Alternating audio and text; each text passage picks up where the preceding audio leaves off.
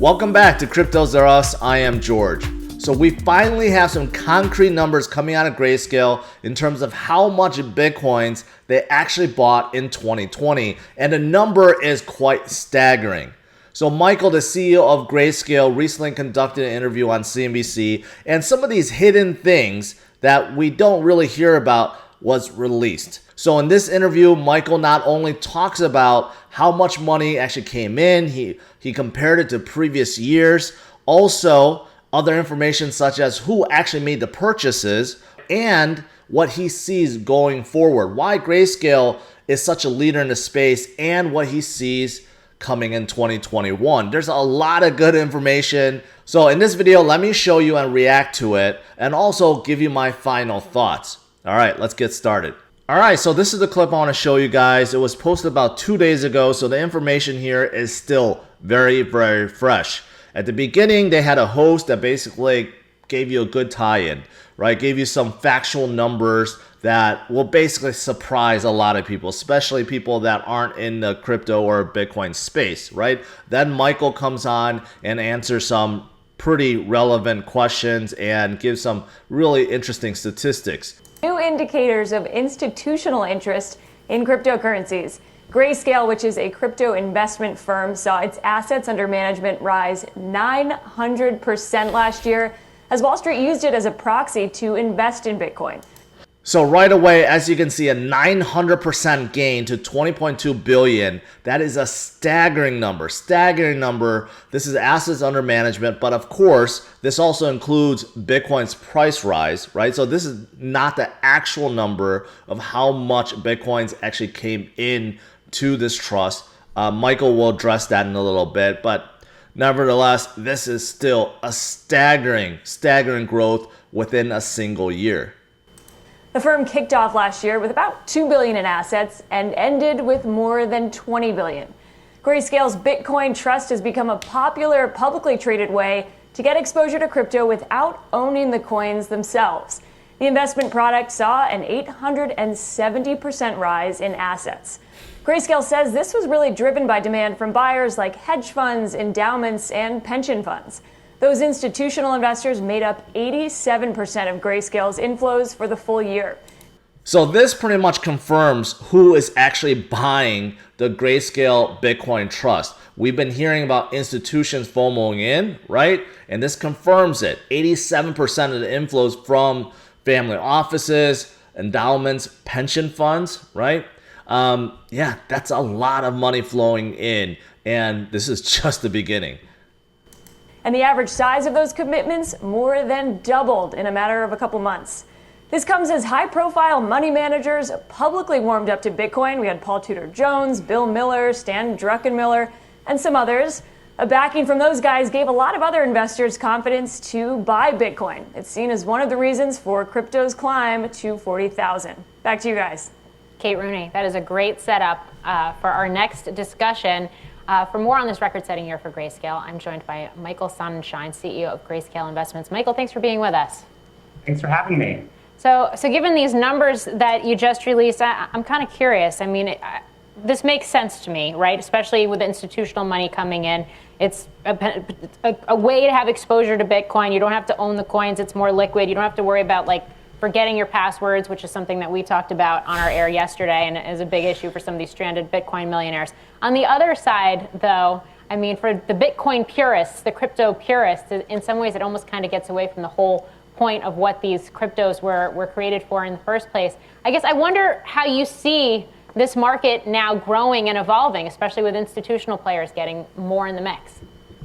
Well, there's really no question that what we saw throughout 2020 really is a crypto market that was not the same as what we saw in 2017. This market has matured, not just in terms of the types of investors getting involved and the size of the allocations they're making, but also the market dynamics. There's a two-sided market. There's options, there's derivatives, there's lending and borrowing. And so when you have those kinds of dynamics at play in the market, it's drawing in a lot more participation from the institutional community. And certainly at Grayscale, like Kate said, last year we brought in over $5.7 billion, which is over 4 times the amount of money we raised in the previous 6 years combined. So that is the actual number of how much Bitcoin was brought in, that was bought by Grayscale, $5.7 billion. $5.7 billion, which according to Michael is 4 times more than the previous 6 years combined. And that includes 2017, right? Everything before the previous cycles was driven 100% basically by retail investors. Now, the rally is driven by institutional investors, which is why Grayscale is getting so much money coming in. So this is the first cycle, honestly, in Bitcoin's existence where retail investors is actually trailing and they're not the ones driving things up, which is why this cycle is very different than 2017 and 2013. So a lot of people that are worried about how 2021 may be like 2018 or 2014, that is not the case. That is not going to be the case because just look at who is driving the rally right now. Buying.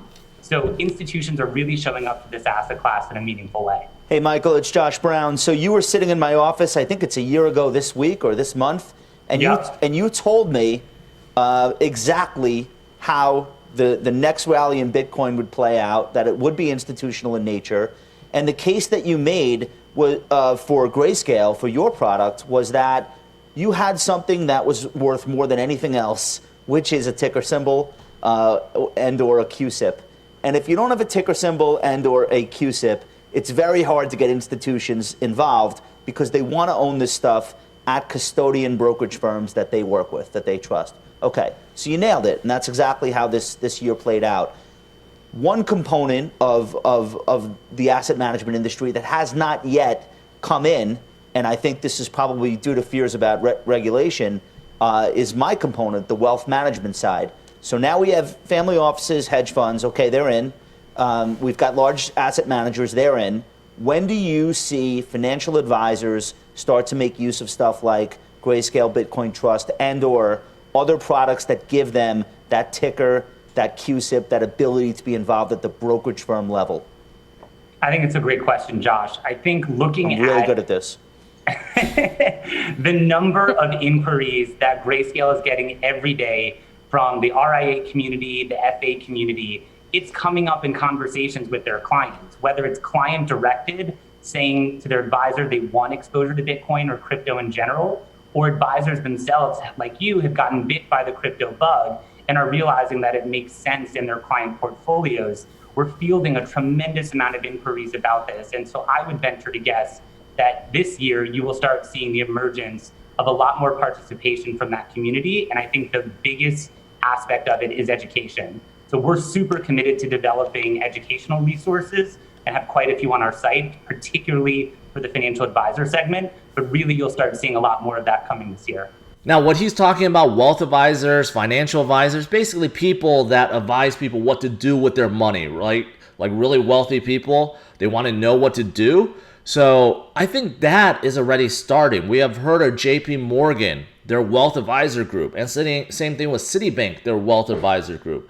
They have been advising their clients to get exposure with Bitcoin. JP Morgan said that gold will suffer because they will be sold off and be used to buy Bitcoin. They came out recently saying Bitcoin was going to go to $146,000, right? That's from their wealth advisor group. Citibank also said the same thing where they said Bitcoin could go up to $300,000. Same thing, right? So we've been hearing more and more about that. Of course, it's that tail end of 2020.